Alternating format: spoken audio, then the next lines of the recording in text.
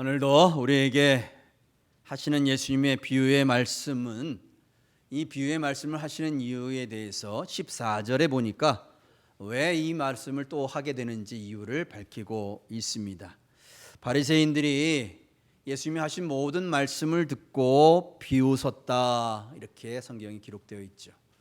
그러니까 이 모든 말씀은 15장 16절에 계속해서 비유의 말씀을 하셨던 그것을 듣고서도 사람들이, 특별히 바리새인들이 비웃었다, 이렇게 말하는 겁니다. 참으로 안타까운 일이죠. 하나님 말씀을 듣고 그 말씀의 은혜를 받고 새 사람이 되어야 되는데 말씀을 들었음에도 불구하고 비웃고 화를 낸다는 겁니다. 참 이런 영혼들은 어떤 영혼들일까요? 마음이 아주 굳어있는 영혼들이라 할 수 있겠습니다. 하지만 예수님은 포기하지 않으십니다. 그럼에도 불구하고 그들에게 또 한 번의 기회를 주시기 위해서 오늘 이 말씀을 다시 또 하십니다.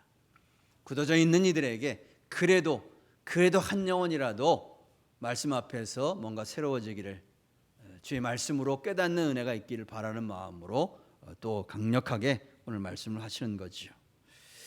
예수님은 오늘도 말씀 속에 새로워지길 바라고 우리가 늘 심령이 새로워져서 하나님 앞에서 거룩해지기를 바라는 것이 주님의 마음이신 줄로 믿습니다. 하나님 기뻐하시는 거룩하고 기뻐하는 삶, 이것이 우리가 바라고 소망하는 삶이지요.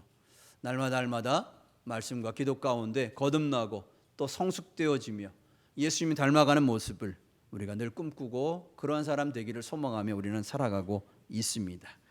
그러기 위해서는 오늘 말씀을 보면서 뭔가 왜 예수님이 이 말씀을 하셨는가 생각해 보면서 말씀 속에서 피할 수 없는 우리들의 현실, 왜 우리는 날마다 말씀을 들으면서도 왜 이것이 어려운가, 왜 말씀대로 순종하고 따라가기가 어려운가, 그 현실이 무엇인가 하는 것들을 우리가 바라보아야 합니다. 믿음의 역사는 그냥 꿈꾸고 추상적이고 헛된 이야기 하는 사람들이 이루어지는 것이 아니라 하나님이 주시는 믿음의 상상력을 가지고 현실에 뿌리를 내려서 현실에서 하나님의 능력을 일궈가는 사람들이 이 땅을 변화시키고 거룩한 곳으로 만들어 가는 것을 보게 됩니다. 그런 의미 속에서 오늘 예수님이 우리가 이 비유를 통해 깨닫게 하시는 첫 번째로 우리가 기억해야 될 부분들이 있는데, 첫 번째는 불편한 진실을 마주해야 한다는 겁니다. 불편한, 우리가 살아가고 있는 지금 이 세상에 살고 있는 현실은 불편한 진실이 있다 하는 모습입니다. 외면하거나 도망치지 말라는 거예요. 마주하면서 이 속에 하나님이, 이 속에서 나를 향한, 우리 교회를 향한 하나님의 뜻이 무엇인가, 또 그렇게 하기 위해 현실을 어떻게 은혜로 바꿔갈 것인가를 기대하라 하는 말씀이죠. 19절부터 21절까지 말씀인데 우리 함께 읽어보았으면 좋겠습니다. 여러분 읽을 때는 이왕이면 한 목소리로, 같은 목소리로, 누구는 빠르고 누구는 느리게 하기가 아니라 같은 목소리로 그냥 크게, 이왕이면 그냥 나만 듣게 그냥 속으로 그냥 이렇게 읊조리지 마시고 내 옆에 있는 분이 깜짝 놀랄 만큼, 내 옆에 있는 분이 이 사람이 평상시 이렇게 큰 목소리였나 할 정도로 한번 큰 목소리로 내셔서 한 목소리로 말씀 읽었으면 좋겠습니다. 왜냐하면요, 여러분 오랜 인류의 역사 속에서 믿음의 사람들은 말씀을 읽을 때에 큰 소리 내어 읽었습니다. 여기에 능력이 있어요. 소리 내어 읽을 때에 우리의 내면의 심령에 어떤 변화들이 이루어집니다. 성령의 역사 가운데 사람의 보이지 않는 곳에서 하나님이 움직이는 역사들이 있습니다. 그래서 말씀을 담대하게 외치는 게 중요합니다. 강하게 선포하는 거죠. 여러분 오늘 말씀 읽으면서도 이 말씀에 내 안에 하나님의 은혜가 충만하기를 바라는 마음으로 우리 함께 큰 목소리로 읽겠습니다. 함께 읽습니다. 시작. 한 부자가 있어 자색 옷과 고운 베옷을 입고 날마다 호화롭게 즐기더라. 그런데 나사로라 이름한 한 거지가 헌데투성이로 그의 대문 앞에 버려진 채 그 부자의 상에서 떨어지는 것으로 배불리려 하며 심지어 개들이 와서 그 헌데를 핥더라. 아멘. 여기에 19절에 부자라고 하는 부분에 동그라미를 치세요. 그리고 20절에 한 거지라는 것에 동그라미 치시고 나사로라고 하는 것에 밑줄을 치시기 바랍니다. 여러분 부자는 자색 옷과 고운 옷을 입고 있다고 말합니다. 날마다 호화롭게 연락을 즐기는 모습을 보여주고 있지요.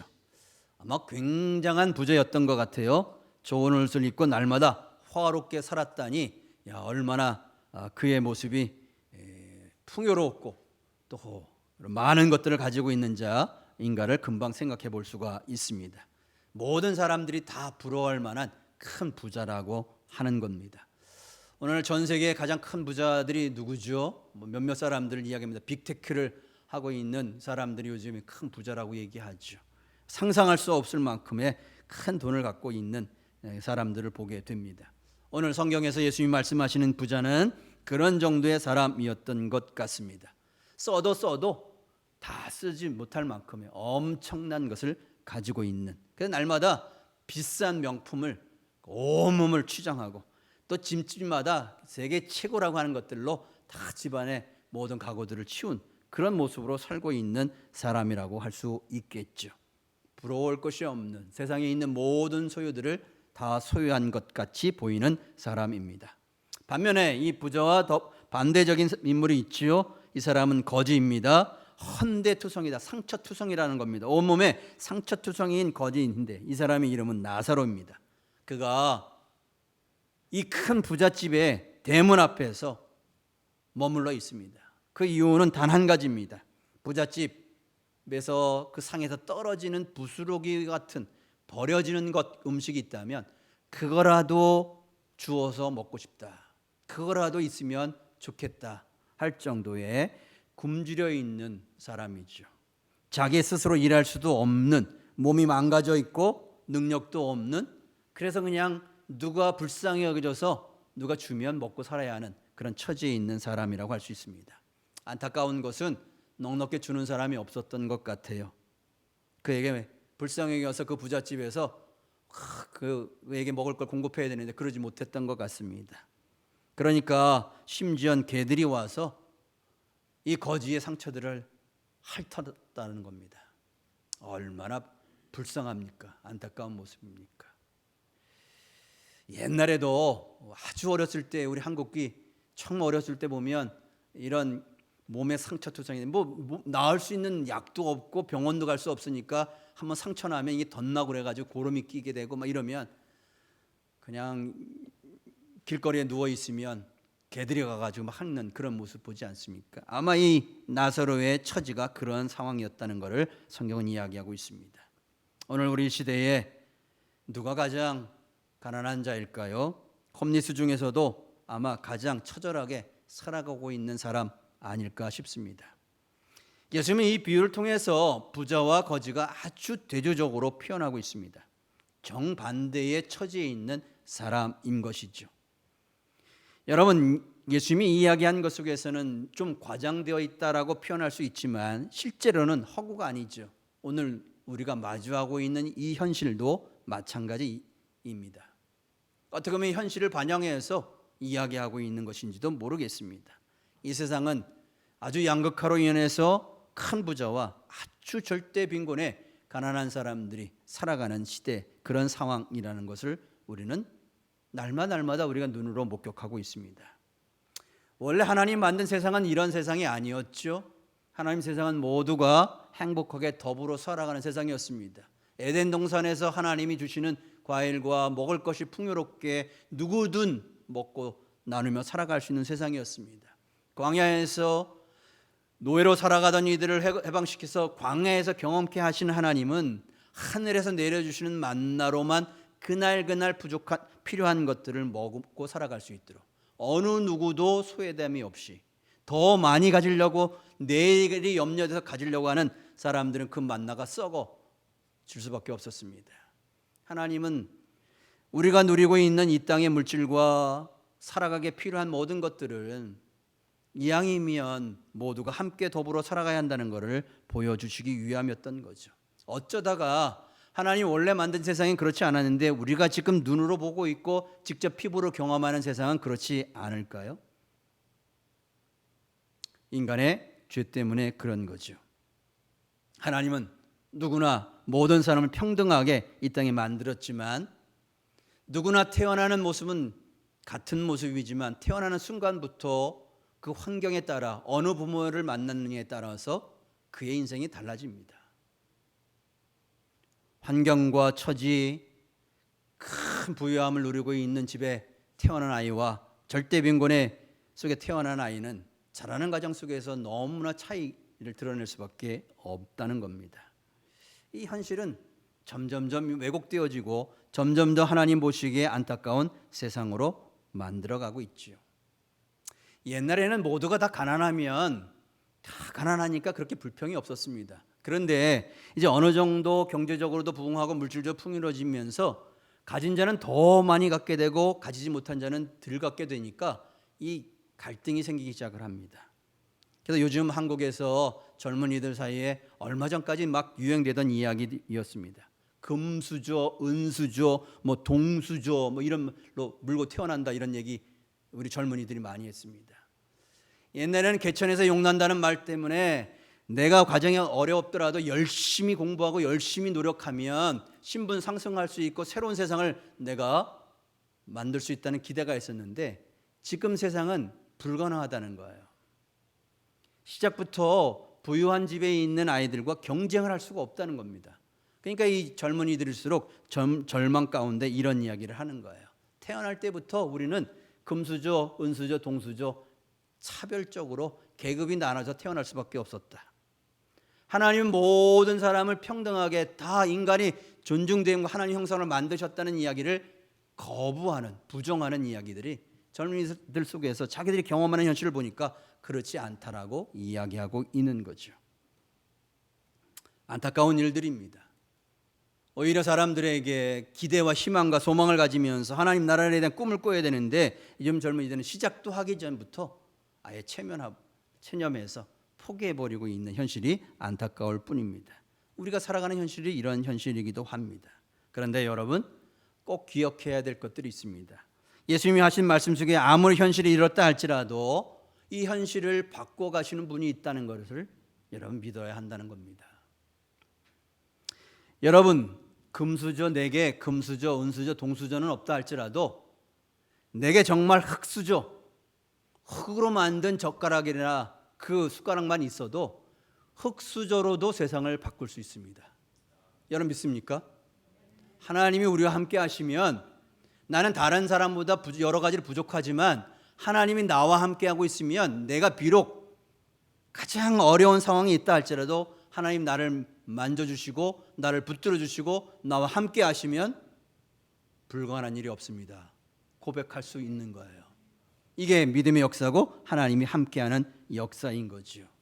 좌절과 절망과 안 된다는 이야기가 아니라 하나님이 나와 함께 하시면 하나님이 도와주시지 아니하면 나는 아무것도 할 수 없습니다.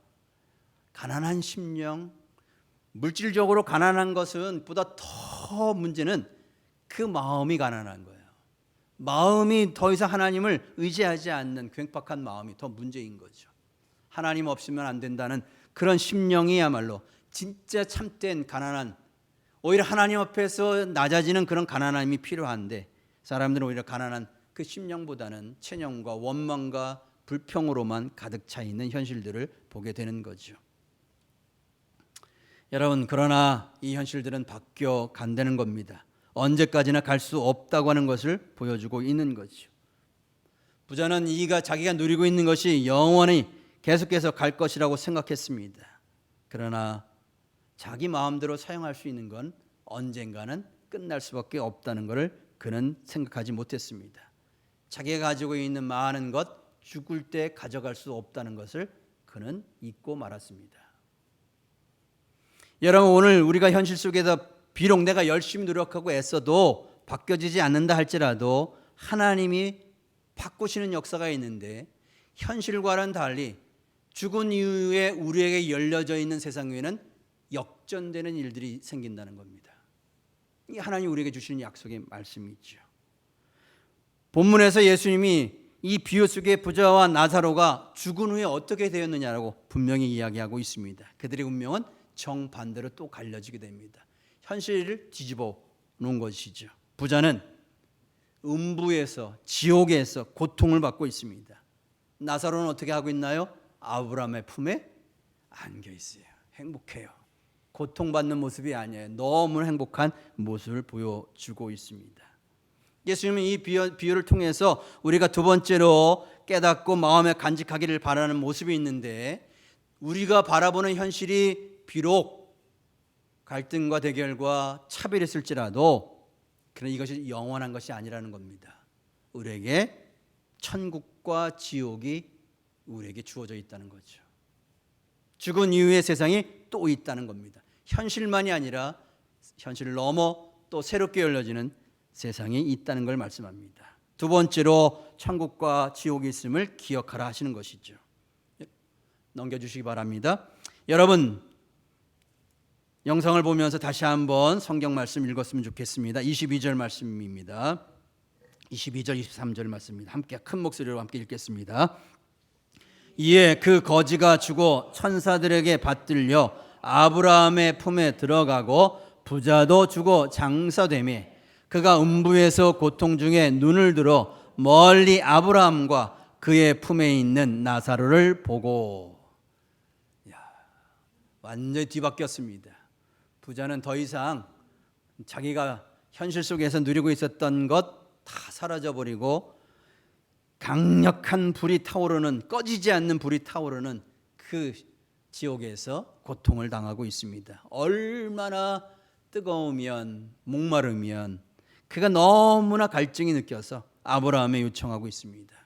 나사로가 아브라함의 품에 거가 있는 모습을 보면서 나사로를 보내어서 손가락 끝에 물을 찍어서 내 혀에 좀 이렇게 닿게 해달라고. 얼마나 목마르였으면 이런 이야기 할까요? 손가락에 물을 찍어서 한번 닿게 하면 그것이 목마름을 해결할까요? 그럼에도 불구하고 자비를 베풀어 달라고 하는 그런 요청인 것이지요.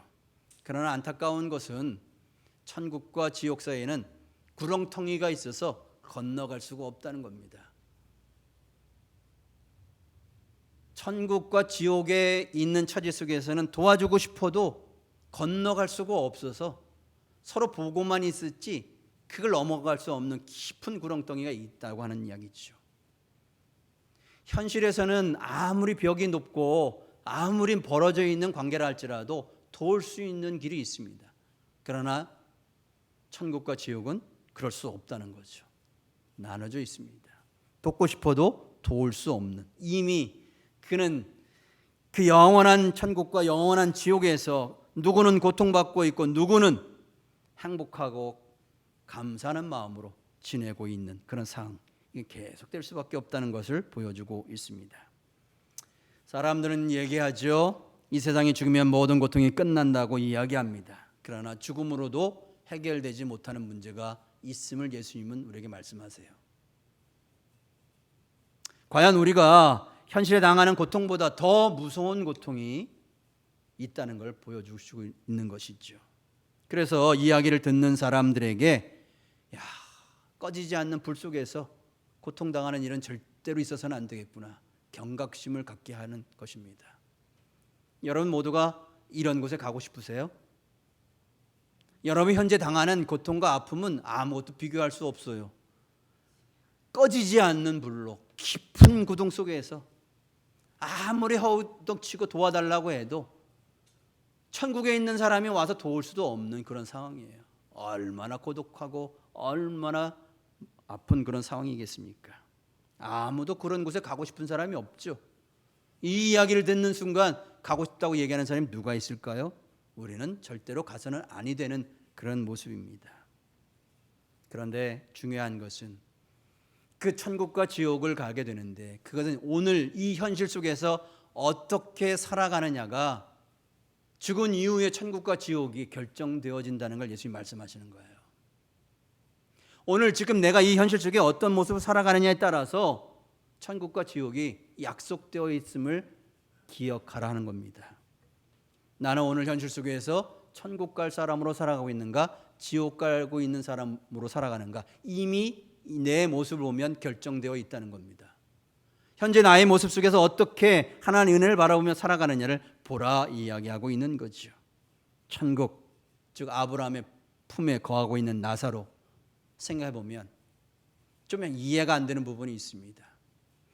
과연 나사로가 무슨 일을 했기 때문에, 어떻게 하나님을 기쁘게 했기 때문에 그가 천국에 갈 수 있었을까요?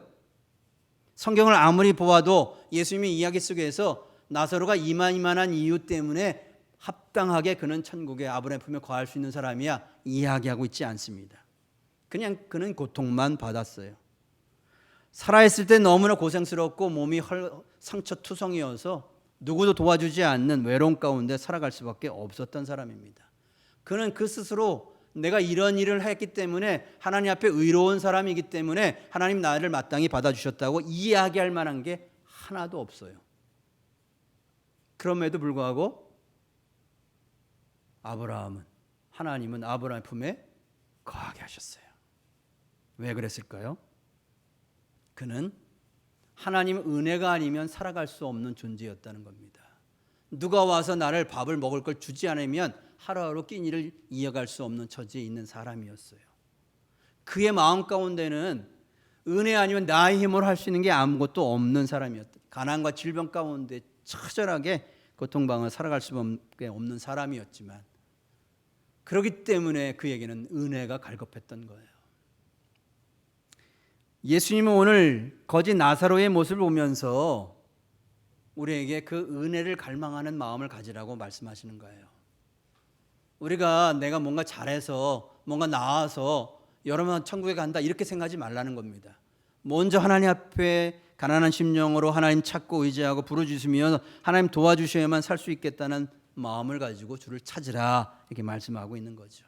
반대로 부자는 왜 무슨 커다란 얼마만큼의 큰 잘못을 범했길래 영원히 꺼지지 않는 그 지옥 속에 있을 수밖에 없었나요?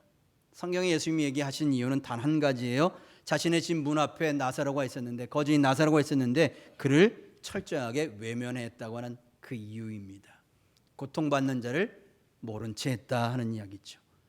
나의 뱃속, 나의 이익, 나의 행복만을 위해서 다른 사람의 관심을 갖지 않았다는 것을 지적하고 있습니다. 부자의 교만한 마음은 자기 것으로 가득 차 있는 마음이죠.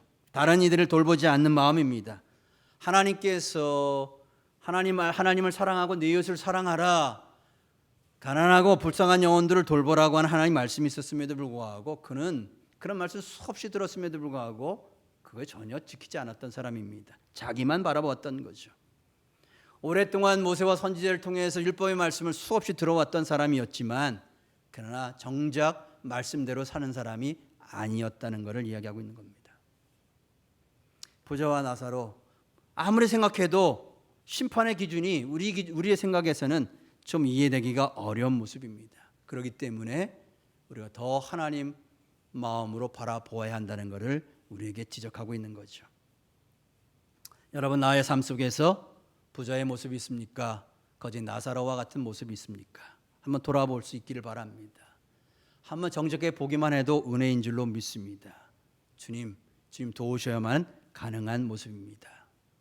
내가 세상의 풍요 속에서 세상의 것들 때문에 하나님보다 더 사랑하는 것들이 있지는 않았는지요? 주의 음성을 날마다 들으며도 한 귀로 듣고 한 귀로 흘러버리는 나의 연약한 모습은 아니었는지요? 우리는 정직하게 돌아볼 수 있어야 합니다. 그렇다고 해서 천국에 대해서 오해해서는 아니 되겠죠. 그냥 가난하기만 하면 되는구나, 고통받기만 하면 되는구나 이렇게 생각해서는 또 아니 되는 거죠. 마땅히 내게 주어진 상황 속에서 열심히 해야 될 일들은 또 해야 하는 겁니다. 최선, 최고의 노력을 가지고 성실하게 일하고 게으름이 합리화될 수 있는 것은 아닙니다. 내게 주어진 건 마땅히 해야 될 필요가 있는 것들이죠. 그러나 그렇게 한다 할지라도 그 마음만큼은 하나님 은혜를 사모하는 마음이 가득 차야 한다는 겁니다. 부자는 무조건 나쁘고 가난한 사람은 다 용서받는다는 이 절대적인 이중 잣대를 가져서도 아니 됩니다. 부자를 너무 미워해서도 안 되고 가난한 자를 너무 미워해서도 아니 되는 것이죠. 우리는 부자이면 부자답게 하나님 주신 은혜를 감사하면서 하나님 말씀 가운데 베풀고 나누고 어려운 사람을 돕는 사람으로 살아가야 하는 겁니다. 가난하면 하나님 도와달라고, 하나님 능력 달라고, 하나님께서 나의 이상을 벗어나서 나도 누군가에게 돕는 사람 되게 해달라고 간구해야 하는 겁니다. 이런 마음, 이런 모습으로 살아가야 하는 거죠. 그것이 청지기의 사명 아니겠습니까?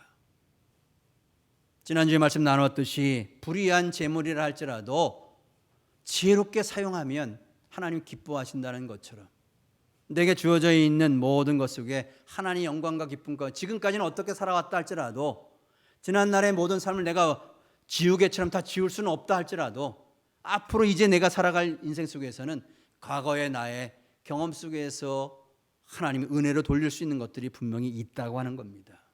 그런 모습을 가져야 하는 것이죠.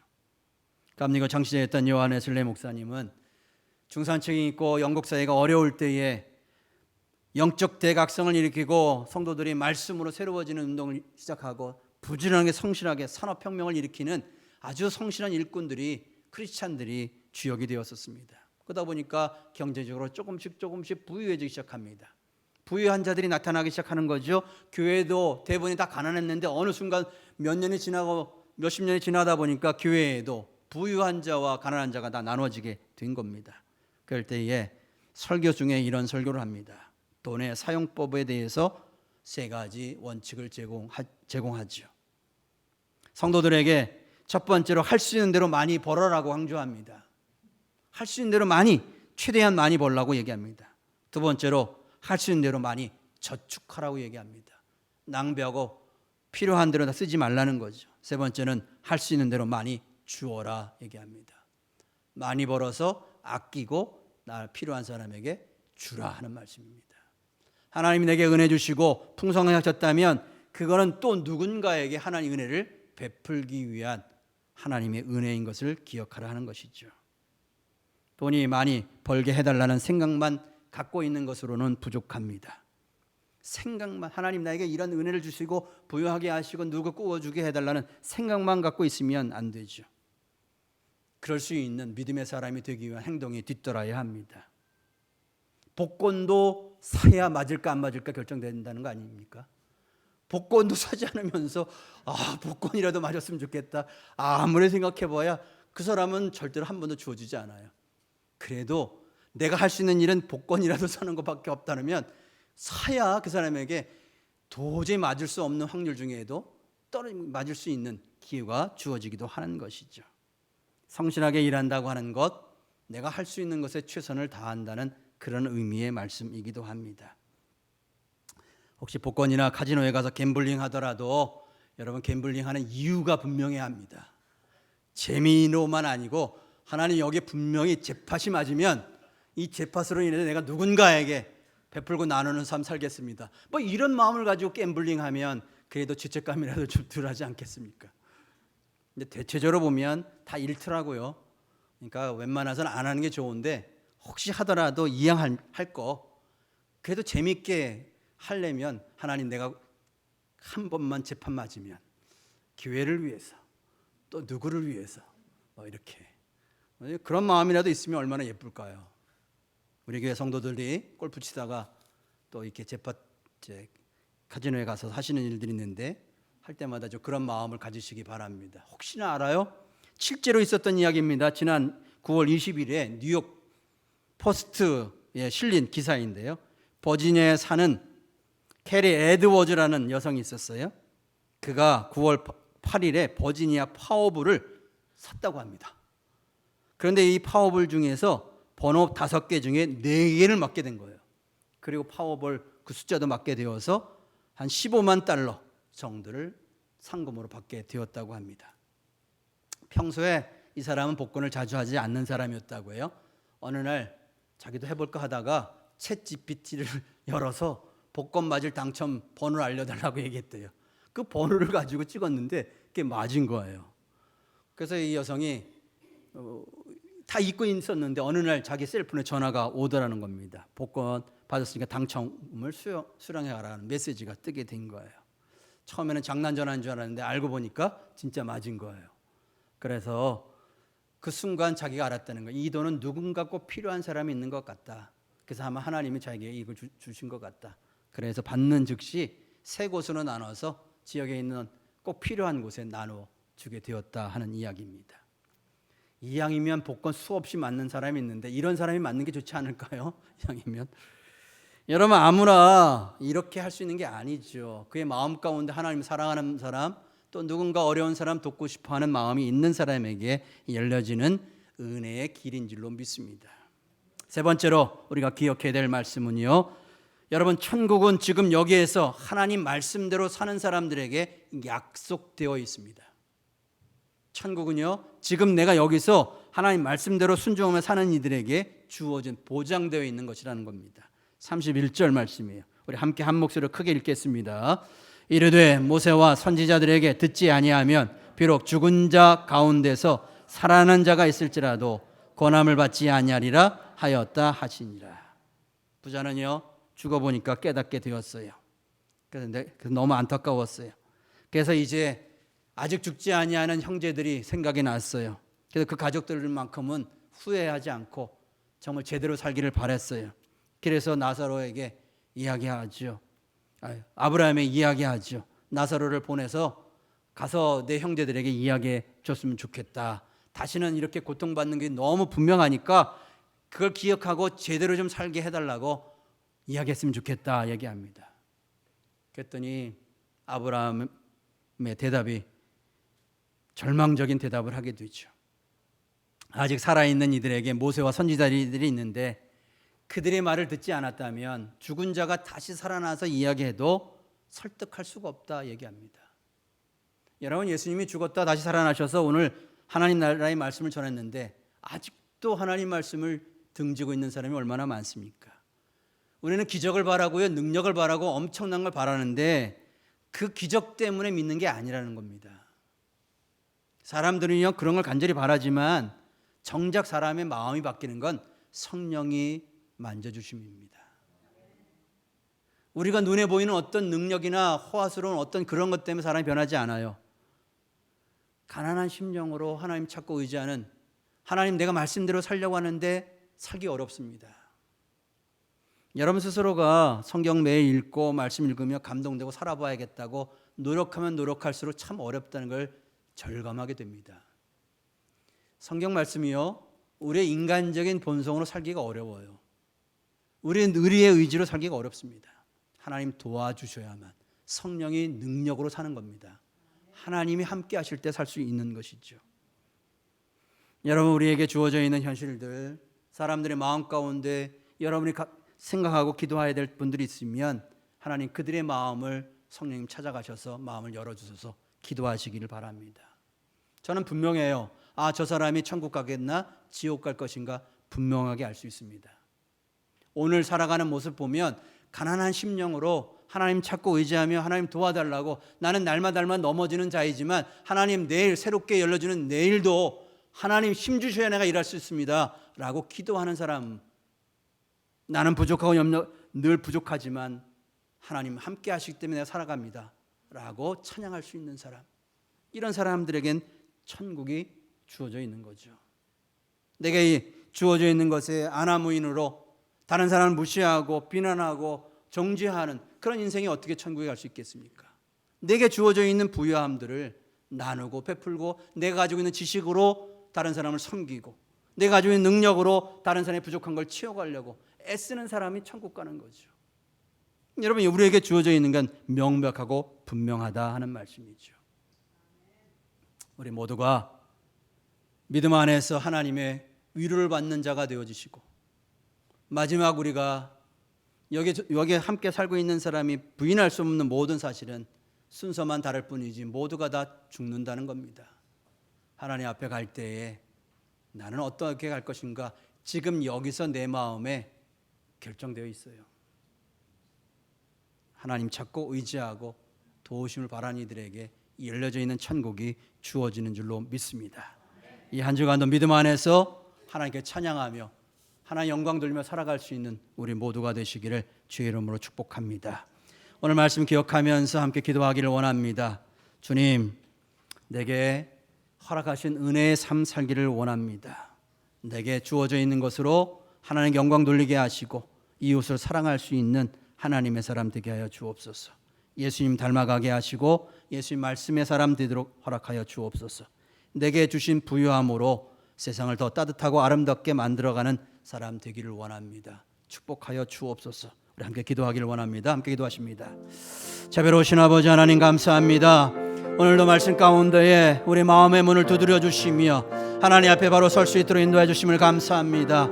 하나님 성령이여 오셔서 우리 마음을 만져주시고 내가 하나님의 은혜 가운데 살아갈 수 있음을 고백하게 하시고 하나님 내가 이 땅에서 절망과 고통과 아픔 가운데 있을지라도 위로의 때가 있음을 기억하게 하시고 하나님 도우심과 하나님 보심을 바라보며 살아갈 수 있는 우리 모두가 되어지길 원합니다.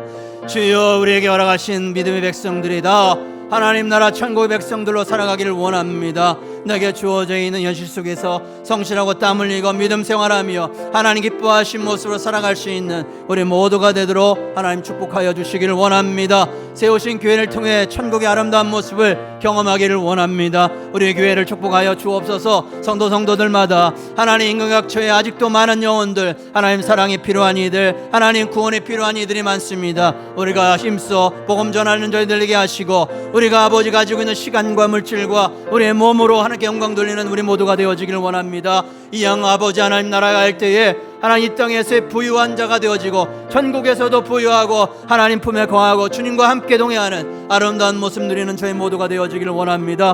허락하여 주옵소서. 성령이여 하나님 부어 주시옵소서. 할렐루야 하나님 축복하여 주시옵소서. 감사함이 예수님의 이름으로 기도드립니다. 자비로우신 아버지 하나님 감사합니다. 이 땅에서 비록 헐벗고 상처 입고 고통당하고 또 절망 가운데 너무나 그 상을 벗어나고 싶지만 벗어날 수 없어서 몸부림치는 이들을 기억하여 주옵소서. 주님 영원한 약속의 나라가 있음을 기억하게 하여 주옵소서. 하나님을 찾고 의지하고 하나님 도우신 가운데에 그 상황을 변화시킬 수 있는 하나님의 은혜를 만나게 하여 주옵소서. 이미 내게 주신 것으로 감사하며 더 부유한 자가 되기를 원합니다. 지식으로나 또 영적인 은사로나 또 물질적으로나 하나님 우리가 이 세상에 부유한 자가 되어야 다른 이들을 꾸어주고 베풀어주고 나눠주는 은혜의 삶을 살게 되는 줄로 믿습니다. 하나님 지식의 교만 때문에 물질의 풍요 때문에 하나님 멀리하는 어리석은 자들 되지 않게 하여 주옵소서. 이 땅에 누리지만 하나님 죽은 후에 지옥에 갈 수밖에 없다는 분명한 사실 앞에서 깨닫게 하시고 오늘 이 순간 내가 믿음의 자리에 굳게 설 수 있는 주의 백성들 되게 하여 주옵소서. 감사하며 예수님의 이름으로 기도드리옵나이다. 아멘.